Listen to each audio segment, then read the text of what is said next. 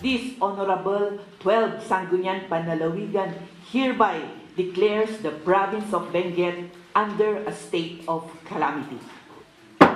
Isinailalim na sa state of calamity ang lalawigan ng Benguet dahil sa lawak ng pinsala na dulot ng habagat at mga bagyo sa mga komunidad, infrastruktura at agrikultura. Sa partial assessment at datos ng Benguet Provincial Disaster Risk Reduction and Management Office, umabot na sa 1.068 billion pesos ang danyo sa probinsya. Mahigit 318 million pesos ang pinsala sa agrikultura, habang mahigit 749 million pesos naman sa infrastruktura, kabilang ang mga kalsada, tulay at iba pang mga gusali. Umaabot naman sa mahigit 13,000 ang apektadong pamilya na binubuo ng mahigit 40,000 individual. 173 ang partially damaged na mga tahanan habang 18 naman ang totally damaged.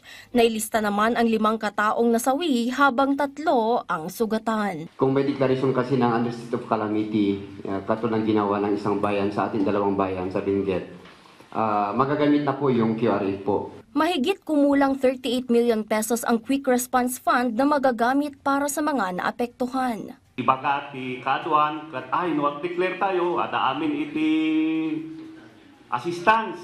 Dito iti ipalawag tayo, kas dito i barangay, maure ag-declare tayo, haan amin. Anyala ang iti may sa siguro, mangitad tayo iti data. Maga po dito ayan tayo, ipantayo iti province, ipantayo iti national government. Iginiit naman ni Benguet Vice Governor Mary Rose Fongwan Kepas ang kahalagahan ng pagkalap ng datos bago ang pagdeklara ng state of calamity upang mayroon silang basehan sa paggamit ng limitadong pondo. Actually, kat hantay pa yan naka-recover iti previous kat adatay man ito yan. Talaga nga hantay nga iso nga tulong iti national line agencies. With that declaration, mabalin niya na napigpigsa nga makadawat tayo iti tulong iti na dumaduma nga ahensya iti national government.